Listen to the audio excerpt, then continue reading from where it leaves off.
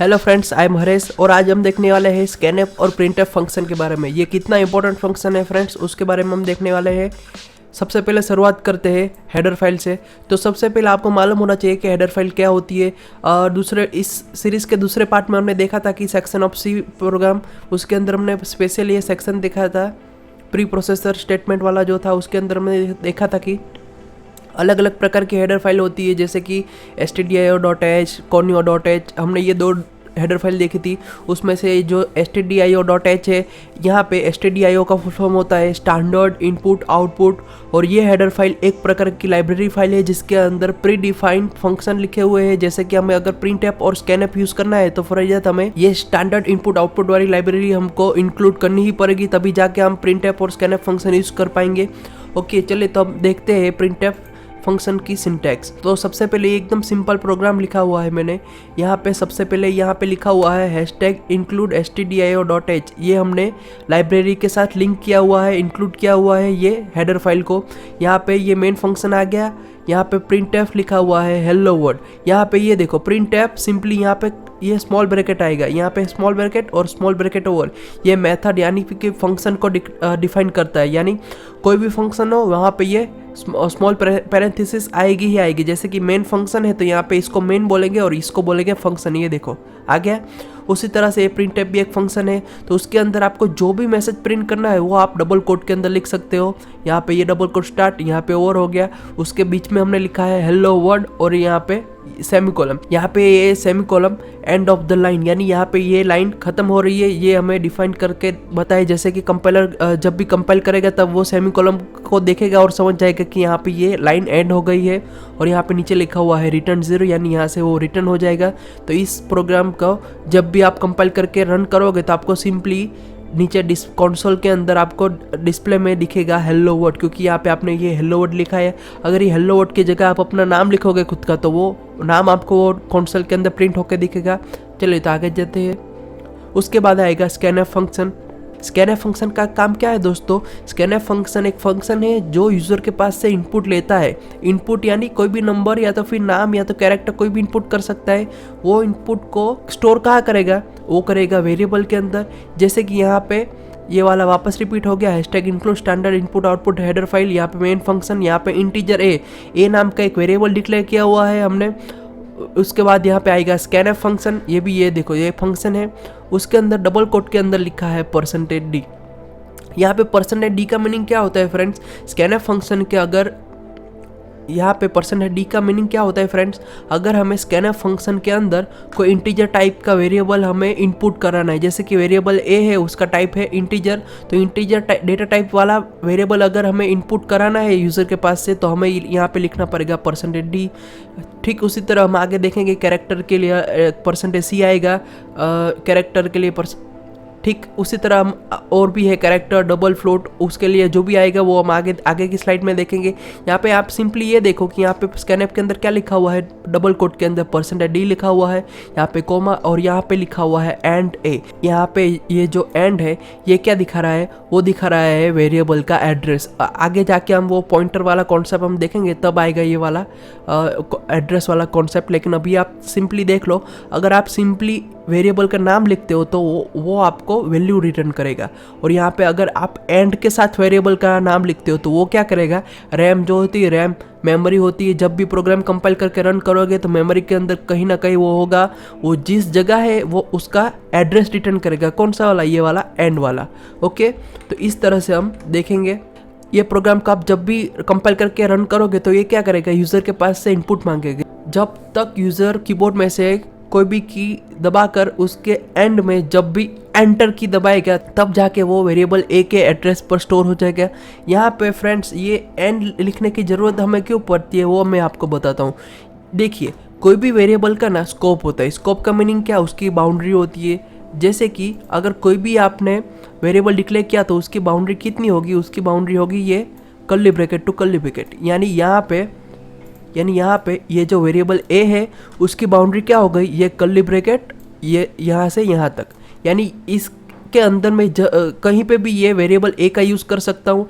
अगर मुझे वेरिएबल ए की वैल्यू यहाँ पे मेन फंक्शन के बाहर यानी यहाँ पे चाहिए अगर, तो यहाँ पे मैं वो इस्तेमाल नहीं कर सकता। क्यों? क्योंकि उसकी बाउंड्री यहीं तक थी, उसके बाद वो एक्सेस नहीं हो पाएगा। तब जाके हमें ये वाला यूज़ करना पड़ा है। क्यों? क्योंकि जब भी कंपाइल करेगा तो ये स्कैनफ फंक्शन में ये वैल्यू को पास करना है, लेकिन स्कैनफ फंक्शन तो यहाँ पे मेन फंक्शन के अंदर है ही नहीं। वो कहाँ पे है? वो है स्टैंडर्ड इनपुट आउटपुट लाइब्रेरी के अंदर, और वो लाइब्रेरी कहीं और जगह पर है। एट द रन टाइम जब भी वो रन करेगा तब वो क्या करेगा कि सिंपली उसका वेरिएबल का एड्रेस ढूंढ लेगा, ताकि रैम के अंदर कहीं पे भी वो वेरिएबल हो वहाँ पे जाकर उसको वो वैल्यू असाइन कर सके। जैसे कि कोई भी वेरिएबल हो, सबका एक ना एक एड्रेस तो होता ही है। जब भी कंपाइल होकर रन होगा तो उसका कोई ना कोई एड्रेस मिलेगा। इस तरह से इसीलिए फ्रेंड्स हमें यहाँ पे ये एंड ए लिखना पड़ रहा है, क्योंकि वो जब भी रन होगा तो वो मेमोरी के अंदर कहीं ना कहीं होगा, और यहाँ पे ये जो स्कैनएफ फंक्शन है वो यहाँ पे मेन फंक्शन के अंदर है ही नहीं, ताकि ये डायरेक्टली एक्सेस कर सके वेरिएबल ए को। वो कहीं और जगह पे है, वो डायरेक्टली इसको एक्सेस नहीं कर सकता, इसीलिए ये उसके एड्रेस के थ्रू हमको वैल्यू असाइन करने की फैसिलिटी प्रोवाइड करता है। ओके फ्रेंड्स, तो आगे हम देखते हैं।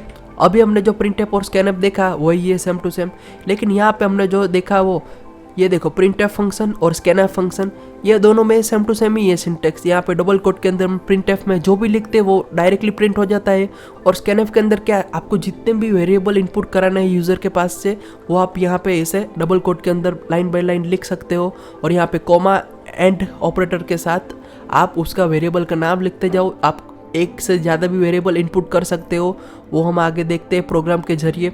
अभी यहाँ पे ये देखो, ये फॉर्मेट स्पेसिफायर बहुत इंपॉर्टेंट चीज़ है। अभी हमने ये %d वाला देखा, उसके लिए मैंने आपको क्या बताया, %d किसके लिए यूज़ होता है, वो होता है इंटीजर के लिए। %f आप यूज़ कर सकते हो फ्लोट के लिए। %c आप किसके लिए यूज़ कर सकते हो, वो कर सकते हो कैरेक्टर के लिए। %s स्ट्रिंग के लिए, यहाँ पे %lf डबल के लिए, या तो फिर सिंपली %l भी यूज़ कर सकते हो लॉन्ग के लिए। ओके फ्रेंड्स, तो इस तरह से आप ये फॉर्मेट स्पेसिफायर का यूज़ करके स्कैनएफ के अंदर यूज़र के पास से जो भी वेरिएबल की वैल्यू इनपुट करानी है उसके डेटा टाइप के हिसाब से आपको ये सब यूज़ करना है। जैसे कि यहाँ पे राइट साइड एक प्रोग्राम दिया हुआ है, यहाँ पे पूरा का पूरा प्रोग्राम मैं आपको समझाता हूँ। यहाँ पे एक वेरिएबल ए डिक्लेयर किया हुआ है जिसकी डेटा टाइप है इंटीजर। ये मैसेज यूज़र को डिस्प्ले होगा कि कोई भी एक नंबर इनपुट करो। ये मैसेज अगर यहाँ पे ये प्रिंटएफ वाला लाइन आप नहीं लिखोगे तो भी आपका प्रोग्राम सक्सेसफुली कंपाइल होकर रन हो जाएगा। लेकिन एक्चुअली होगा क्या फ्रेंड्स कि यहाँ पे ये जो दिख रहा है एंटर अ नंबर, ये वाला मैसेज यूज़र को दिखेगा नहीं। अगर यूज़र को कोई मैसेज दिखेगा नहीं तो वो क्या समझेगा कि प्रोग्राम में कोई ना कोई भूल है, वो सक्सेसफुली रन नहीं हो रहा है। तो यहाँ पे ये सब चीज़ों को इग्नोर करने के लिए हम यहाँ पे फर्जात कोई ना कोई मैसेज लिखना ही पड़ता है। आपको क्या करना है, आपको सिंपली यहाँ पे कोई ना कोई मैसेज प्रिंट करवाना है। अगर आपको कैरेक्टर इनपुट करवाना है तो यहाँ पे आप लिख सकते हो एंटर अ कैरेक्टर। अगर नंबर इनपुट करवाना है तो एंटर अ नंबर। ये कोई फर्जात नहीं है, लेकिन वो यूज़र को ये फैसिलिटी देनी पड़ती है, क्योंकि यूज़र को देख के समझ में आना चाहिए कि उसको क्या इनपुट करना है, आगे क्या आउटपुट आने वाला है। वो अगर आप अच्छे से वो दिखाओगे तभी जाके यूज़र को समझ में आएगा। तो यहाँ पे स्कैनएफ फंक्शन वापस आ गया, उसके अंदर हमने वापस लिखा %d। यहाँ पे %d वापस क्यों आया, क्योंकि हमें वेरिएबल a के अंदर इनपुट करना है, और वेरिएबल a का डेटा टाइप है इंटीजर। तो इंटीजर के लिए हम क्या यूज़ करेंगे, इंटीजर के लिए हम यूज़ करेंगे %d। तो वही मैंने यहाँ पे किया हुआ है। उसके बाद यहाँ पे कोमा करके हमने आर्ग्यूमेंट पास की हुई है। अभी हमें सिर्फ एक ही वेरिएबल की वैल्यू इनपुट करनी है, तो यहाँ पे हमने सिर्फ एक ही वेरिएबल की आर्ग्यूमेंट पास की है। जैसे कि अभी हमें सिर्फ एक ही वेरिएबल को इनपुट करना है, तो हमने सिर्फ एक ही वेरिएबल को आर्ग्यूमेंट में पास किया है, जैसे कि एंड, और उसके बाद वेरिएबल का नाम ए लिख दिया है हमने। तो इसी तरह से हम कोई भी वेरिएबल डिक्लेयर कर सकते हैं। यहाँ पे उसका नाम लिख दो, और वहाँ पे उसके हिसाब डेटा टाइप के हिसाब से ये यहाँ पे %d f c जो भी लिखना है वो लिख दो, और यहाँ पे ऐसे कोमा करके आप ऐसे एंड के साथ उसको पास कर दो सिंपली। ओके, तो लास्ट में यहाँ पे प्रिंटएफ फंक्शन के अंदर अगर आपको कोई वेरिएबल की वैल्यू प्रिंट करवानी है, अभी तक हमने क्या किया, सिंपली उसका मैसेज प्रिंट करवाया, और जो भी वैल्यू थी हमने डायरेक्ट प्रिंट करवाई। लेकिन अभी क्या करना है हमें, यहाँ पे यू एंटर्ड, और यहाँ पे हमें वो नंबर दिखाना है जो यूज़र ने यहाँ पे स्कैनएफ, यहाँ पे हमें वो नंबर दिखाना है, यहाँ पे %d के अंदर हमें वो नंबर दिखाना है जो यूज़र ने खुद इनपुट किया कीबोर्ड के ज़रिए। उसकी वैल्यू कहाँ पे आएगी, उसकी वैल्यू आएगी यहाँ पे, क्योंकि हमने यहाँ पे %d लिखा हुआ है। जब भी आपको कोई वेरिएबल की वैल्यू प्रिंट करवानी है तो वहाँ पे जाके आपको सिंपली लिखना है परसेंटेज, और उसके बाद देखना है कि वेरिएबल कौन से डेटा टाइप का है। अगर इंटीजर है तो परसेंटेज डी, अगर फ्लोट है तो परसेंटेज एफ, आप अपने हिसाब से वो चूज़ कर सकते हो। यहाँ पे इंटीजर टाइप का वेरिएबल डिस्प्ले करना है मुझे, तो यहाँ पे मैं परसेंटेज डी ले रहा हूँ, और वहाँ पे कॉमा, यहाँ पे मैंने क्या लिखा ए। ये क्या किया मैंने, सिंपली प्रिंट एफ के अंदर मैंने आर्ग्यूमेंट वापस पास किया। आर्ग्यूमेंट के अंदर मैंने क्या पास किया, हम जब भी प्रोग्राम को रन करेंगे तो क्या होगा, ये मैसेज प्रिंट हो जाएगा यू एंटर्ड, ये तो ऐसे ही आ जाएगा क्योंकि ये टेक्स्ट में लिखा हुआ है। लेकिन यहाँ पे ये परसेंटेज जैसे ही लेकिन यहाँ पे जैसे ही ये परसेंटेज डी आए तो कंपाइलर ज़रा रुकेगा और सोचेगा कि यहाँ पे वेरिएबल की वैल्यू प्रिंट होनी है, लेकिन वो सोचेगा कि यहाँ पे कौन से वेरिएबल को प्रिंट करना है, तभी जाके उसको ये वाली आर्गुमेंट काम आएगी। जैसे कि यहाँ पे कॉमा ए लिखा हुआ है तो वो कंपाइलर खुद समझ जाएगा कि यहाँ पे वेरिएबल ए है, उसकी वैल्यू को डिस्प्ले करना है यहाँ पे, तभी जाके ये आउटपुट हमें दिखाएगा और लास्ट में ये रिटर्न हो जाएगा। तो ये जैसे ही ये प्रोग्राम रन हुआ तो सबसे पहले एंटर नंबर यहाँ पे प्रिंट हो जाएगा। उसके बाद इस पोजीशन पे जाके कंपाइलर रुक जाएगा, वो यूज़र की इनपुट का वेट करेगा कि यूज़र कौन सा नंबर डाल रहा है, तब तक वो होल्ड करेगा जब तक यूज़र एंटर ना प्रेस कर दे। जैसे ही मैंने यहाँ पे 45 लिखा और एंटर को प्रेस किया, इस पोजीशन पे आके वो कंपाइलर रुक जाएगा, यूज़र के पास से इनपुट का वेट करेगा। ये स्कैनएफ फंक्शन है, ये जैसे ही आएगा ये यहाँ पे होल्ड हो जाएगा जब तक यूज़र कोई वैल्यू ना एंटर करे, और उसके बाद एंटर की को ना प्रेस करे तब तक ये यहाँ पे रुका रहेगा। जैसे ही यूज़र ने एंटर प्रेस किया वो अगली लाइन में ऑटोमेटिक चला जाएगा और उसको एग्जीक्यूट कर देगा। जैसे कि यू एंटर्ड, ये जो मैसेज है वो डायरेक्टली आ जाएगा, और उसके बाद यहाँ पे परसेंटेज डी है उसकी वैल्यू आ जाएगी। तो यहाँ पे परसेंटेज डी की जगह कौन सा वैल्यू आ गया, वेरिएबल ए का वैल्यू आ गया। अगर आपको कोई दूसरा वैल्यू प्रिंट कराना है तो आप उसके हिसाब से वेरिएबल ले सकते हो। ओके, तो चलिए इसको एक एग्जाम्पल के ज़रिए समझते हैं। चलिए तो जाते हैं हमारे कंप्यूटर की तरफ। ओके, तो मैं यहाँ पे एक फाइल बना देता हूँ जैसे कि print.c। ओके, यहाँ पे जाके मैं सबसे पहले तो एक प्रोग्राम लिख देता हूँ। यहाँ पे सबसे पहले हम देखेंगे printf फंक्शन के बारे में। printf, ओके, printf के अंदर यहाँ पे अगर मुझे अपना नाम प्रिंट करवाना है तो यहाँ पे मैं लिख दूंगा printf, और उसके अंदर ये ब्रैकेट आएगा, ये फंक्शन है, उसके अंदर डबल कोट यहाँ पे लिख देता हूँ हाय आई एम हरेश, ये मैंने लिख दिया। और लास्ट में क्या करना है हमें, लास्ट में हमें यहाँ पे करना है सेमीकोलम। यहाँ पे मैंने सेमीकोलम कर दिया, उसको सेव कर दिया, और यहाँ पे जाके सिंपली मैं इसको रन करता हूँ। ओके, जैसे ही मैंने रन किया यहाँ पे आउटपुट आ जाएगा, नीचे डिस्प्ले हो जाएगा। ये देखो ऊपर जो मैंने लिखा वही यहाँ पे आके डिस्प्ले हो गया। अगर यहाँ पे आपको कोई मॉडिफाई करना है, यहाँ पे आपका नाम लिखता है तो आप अपना नाम लिख दो। जैसे कि मैं अपने दोस्त का नाम लिख देता हूँ, यहाँ पे मैंने लिख दिया हाय आई एम मोहित। और अगर वापस मैं इसको रन करूँगा तो वो क्या करेगा, सबसे पहले मेरा जो नाम था उसकी जगह पे आ गया, यानी इन शॉर्ट यहाँ पे आप जो भी लिखोगे वो डायरेक्ट आपको डिस्प्ले करके देगा। तो फ्रेंड्स, तो यहाँ पे बहुत सारे जगह आपने देखा होगा कि यहाँ पे लास्ट में वो लोग लिखते हैं गेट सी एच फंक्शन, और गेट सी एच फंक्शन जो है वो conio.h नाम की हेडर फाइल के अंदर है। तो यहाँ पे अगर आपको गेट सी एच यूज़ करना है तो आपको conio.h को इंक्लूड करना ही पड़ेगा।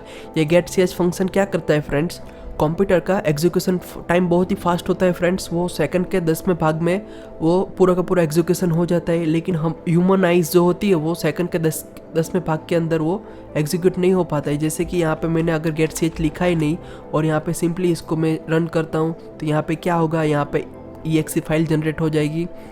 यहाँ पे जाके अगर मैं ये exe फाइल डायरेक्ट रन करता हूँ तो यहाँ पे देखना, ये देखो ये पूरा प्रोग्राम एग्जीक्यूट होके रन होके निकल भी गया। हमें ये दिखाई नहीं, क्यों? क्योंकि हमारी जो आई है वो डायरेक्टली कैच नहीं कर सकती, वो सेकंड के 10वें भाग में है। ओके फ्रेंड्स, तो तब जाके आपको ये वाला यूज़ करना है, ये फंक्शन जिसका नाम है गेट सी एच। ये फंक्शन क्या करेगा, एक्चुअली ये फंक्शन होल्ड करके रखेगा जब तक आप एंटर या तो फिर कोई और की प्रेस ना करो। यहाँ पे इसको सिंपली मैंने लिखा, यहाँ पे जाके मैंने सिंपली इसको रन किया। या गेट सी एच क्या करेगा, जब भी आउटपुट आएगा तो यहाँ पे ये देखो होल्ड करके रखा हुआ है, जैसे एंटर दिया तब जाके वो बाहर आया। यहाँ पे जो exe फाइल है उसको रन करके हम देखते हैं। इसको डबल क्लिक किया, यहाँ पे ये देखो सबसे पहले हमने जब रन किया था तब क्या हुआ, रन तो हो गया, ये डिस्प्ले 1 सेकंड के अंदर आके वापस चली भी गई, हमको दिखा ही नहीं उसका आउटपुट। लेकिन ये क्या करा है गेट सी एच, उसको होल्ड करके रखा हुआ है। ओके फ्रेंड्स, तो ये गेट सी एच का काम सिर्फ इतना ही है। अगर आप कोई भी एक की को प्रेस करो तो वो अपने आप निकल गया। यहाँ पे हमारे केस के अंदर हम क्या यूज़ कर रहे हैं, हमारे केस के अंदर हम यूज़ कर रहे हैं ये टर्मिनल जो नीचे ही दिया हुआ है। यहाँ पे अगर हम गेट ch नहीं लिख देंगे, यहाँ पे अगर हम गेट ch नहीं भी लिखेंगे तब भी जाके हमको ये आउटपुट दिखेगा। तो आप अपने हिसाब से यूज़ कर सकते हो। अगर आपको ये गेट ch यूज़ करना है तो आप कर सकते हो। यहाँ पे मैं कहीं पे लिखूँगा, कहीं पे नहीं भी लिखूँगा, तो आप अपनी तरफ से समझ लेना। ओके, तो उसके बाद आएगा वेरिएबल की वैल्यू हमें प्रिंट करनी है। तो हमें क्या करना पड़ेगा, तो सबसे पहले हमको करना पड़ेगा यहाँ पे वेरिएबल डिक्लेयर, जैसे कि इंटीजर a, b, यहाँ पे जाके सेमीकोलन। अगर यहाँ पे डायरेक्टली मैं वैल्यू देना चाहता हूँ तो मैं दे सकता हूँ, जैसे कि a = 10, जैसे कि यहाँ पे a = 10, b = 20। ओके, ये तो वेरिएबल डिक्लेयर हो गया, उसकी वैल्यू भी असाइन कर दी।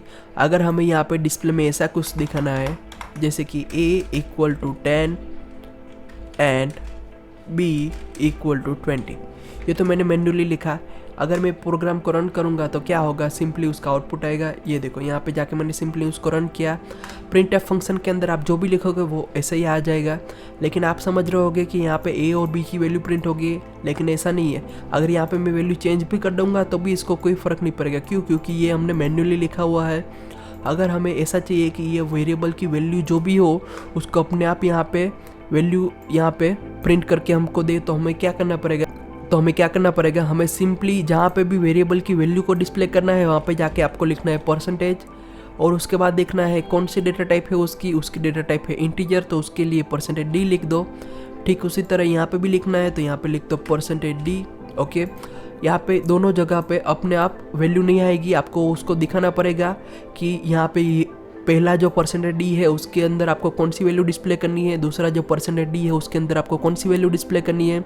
डबल कोट के बाद यहाँ पे कोमा के बाद हमें आर्गुमेंट में क्या पास करना है, वेरिएबल का नाम पास करना है। लेकिन सबसे पहले आप देख लो कि यहाँ पे लेफ्ट टू राइट आते जाओ और देखो कि सबसे पहले कौन सा % आया, यहाँ पे आ गया %d। तो यहाँ पे हमें कौन सी वैल्यू डिस्प्ले करनी है, हमें डिस्प्ले करनी है वेरिएबल a की वैल्यू। तो यहाँ पे कोमा के बाद सबसे पहले लिखो a, यानी ये सबसे पहले %d के लिए वेरिएबल a को प्रिंट करेगा। उसके बाद यहाँ पे ये एंड b = ये तो खुद से प्रिंट हो जाएगा। वापस %d आया, तो यहाँ पे हमें कौन सी वैल्यू चाहिए, यहाँ पे हमें चाहिए वेरिएबल b की वैल्यू। तो यहाँ पे ऐसा b लिख दो। इससे होगा क्या कि कंपाइलर अपने आप समझ जाएगा कि यहाँ पे ये जो %d है पहला, उसके लिए पहला आर्गुमेंट यूज़ करो। यहाँ पे दूसरा %d आया तो उसके लिए दूसरी आर्गुमेंट यूज़ करो। इसको जाके मैं सिंपली रन करता हूँ और आउटपुट के अंदर हम देखते हैं कि आउटपुट क्या आया। ये देखो, इसमें क्या होगा कि वेरिएबल की वैल्यू डायनेमिकली चेंज होगी। डायनेमिकली मीन्स क्या होता है फ्रेंड्स, यहाँ पे अगर इन शॉर्ट फ्यूचर में अगर हमने यहाँ पे वैल्यू चेंज कर दिया और उसको वापस रन करेंगे तो हमें नई वैल्यू ऑटोमेटिकली मिल जाएगी। अगर इसके अंदर हमें यूज़र के पास से इनपुट लेना है वेरिएबल a और b की वैल्यू, तो हम कैसे कर सकते हैं, हमने अभी देखा, जैसे कि scanf फंक्शन का यूज़ करना है। तो सबसे पहले हम क्या करते हैं, यहाँ पे ये सब निकाल देते हैं। सबसे पहले हम यूज़र को कहते हैं कि वेरिएबल a की वैल्यू को एंटर करो। तो सबसे पहले printf के अंदर हम लिख देते हैं enter value of a। Okay, यहाँ पे सेमीकोलन। उसके बाद हमें इनपुट चाहिए, तो हम क्या यूज़ करेंगे, scanf यूज़ करेंगे। दोनों ही इंटीजर प्रकार के वेरिएबल है, तो उसके लिए हम सबसे पहले सिंपली वेरिएबल a की वैल्यू प्रिंट कराते हैं। तो ये सिंपली मैं वेरिएबल a के लिए लिख देता हूँ, यहाँ पे कोमा, यहाँ पे एंड। ये बहुत ही इंपॉर्टेंट चीज़ है, मैंने अभी आपको बताया था उसी तरह से यहाँ पे लिख दिया simply and a। Okay friends, तो आपको आई होप इसमें समझ में आया होगा। यहीं पे इसको कॉपी पेस्ट कर देते हैं, सेम टू सेम b के लिए है, यहाँ पे सिंपली a की जगह b और यहाँ पे वेरिएबल b। बाकी ये %d तो दोनों ही इंटीजर है तो सेम टू सेम आएगा। इसके बाद हमें क्या करना है, इसके बाद अगर हमें ऐसा आउटपुट कोई प्रिंट करवाना है जैसे कि a + b = c। ओके, तो यहाँ पे ये क्या करेगा, ये डायरेक्टली प्रिंट कर देगा। लेकिन अभी हमें क्या चाहिए कि वेरिएबल a की जगह अगर हमने यहाँ पे अगर यूज़र ने a की वैल्यू एंटर की 10 और b की वैल्यू एंटर की 50, तो यहाँ पे आउटपुट क्या आना चाहिए, यहाँ पे आउटपुट आना चाहिए 60, यहाँ पे 60 आउटपुट आना चाहिए। तो अगर हमें इस तरह का आउटपुट चाहिए तो हम क्या मॉडिफाई कर सकते हैं। तो सबसे पहले हम देखते हैं कि यहाँ पे वेरिएबल की वैल्यू हमें प्रिंट करनी है, तो यहाँ पे कौन सी वेरिएबल की वैल्यू प्रिंट करनी है, a यहाँ पे करनी है वेरिएबल बी की वैल्यू, और यहाँ पे क्या करना है प्रिंट, हमें इन दोनों का प्लस करके सम करके यहाँ पे आउटपुट को दिखाना है। कोई बात नहीं, चलिए देखते हैं। यहाँ पे सबसे पहले जहाँ पे आपको वेरिएबल की वैल्यू प्रिंट करनी है वहाँ पे जाके परसेंटेज लिख दो। यहाँ पे परसेंटेज, यहाँ भी परसेंटेज, यहाँ भी परसेंटेज। और उसके बाद देखो कि यहाँ पे सबसे पहले कौन सा आएगा, वेरिएबल ए की वैल्यू, उसकी डेटा टाइप क्या है, इंटीजर, तो यहाँ पे लिख दो परसेंटेज डी। उसके बाद यहाँ पे भी डी, क्योंकि यहाँ पे ए और बी दोनों की डेटा टाइप एक सेम टू सेम है, और उन दोनों का सम आएगा, उसकी डेटा टाइप भी होगी इंटीजर, तो यहाँ पे भी लिख देते हैं परसेंटेज डी। ओके, यहाँ पे जाके सिंपली कॉमा, यहाँ पे सबसे पहले परसेंटेज डी के अंदर हमें क्या प्रिंट करना है, वेरिएबल ए की वैल्यू को प्रिंट करना है, तो मैं सिंपली लिख देता हूँ ए कॉमा। दूसरे परसेंटेज डी के अंदर हमें क्या प्रिंट करना है, बी की वैल्यू को प्रिंट करना है, तो यहाँ पे लिख देता हूँ बी और कॉमा। यहाँ पे लास्ट में हमें ये जो तीसरा आर्ग्यूमेंट है, यहाँ पे ये जो तीसरा परसेंटेज डी है उसके अंदर हमें क्या प्रिंट करना है, उसके अंदर हमें प्रिंट करना है ए और बी का सम, तो मैं यहाँ पे सिंपली लिख देता हूँ ए प्लस बी। यहाँ पे जाके इसको सेव कर। ओके, चलिए इसको रन करके देखते हैं कि इसका आउटपुट क्या आया। सबसे पहले यहाँ पे मैं एंटर करता हूँ जैसे कि 20, उसके बाद 30, इन दोनों का आउटपुट आएगा 50। ये देखो 20 + 30 = 50, यहाँ पे आउटपुट आ गया। ओके फ्रेंड्स, तो इस हिसाब से आप अपनी तरफ से यूज़र को, ओके फ्रेंड्स, तो इस प्रोग्राम के ज़रिए आप यूज़र को इनपुट करने की फैसिलिटी दे रहे हो, और यहाँ पे स्कैन ऐप के ज़रिए आप इनपुट ले रहे हो। अगर आपको कैरेक्टर इनपुट कराना है तो सिंपली यहाँ पे कैर लिख देते हैं, यहाँ पे कैर लिख दो, और यहाँ पे जाके सिंपली परसेंटेज सी लिखना है। अगर आपको फ्लोट चाहिए तो परसेंटेज एफ लिखना है, सिंपली इतना ही है। हम आगे जाके वो पूरा का पूरा प्रोग्राम की सीरीज़ जो है उसके अंदर हम सब प्रोग्राम लिखने वाले हैं, तब जाके आपको ये पूरा का पूरा आइडिया आएगा। अभी के लिए आप क्या करें, आप यह प्रोग्राम खुद से ट्राई करो, और यहाँ पे आप अपनी तरह से मॉडिफाई भी कर सकते हो। अगर आपको इसके अंदर कोई डाउट है तो आप कमेंट के अंदर मुझे पूछ सकते हो। ओके फ्रेंड्स, तो ये प्रोग्राम जो भी मैंने लिखा है वो आप खुद से लिखो, वहाँ पे मॉडिफाई करो और आउटपुट को देखो। ओके फ्रेंड्स, तो आज के लिए सिर्फ इतना। Thank you for watching. She makes me mad.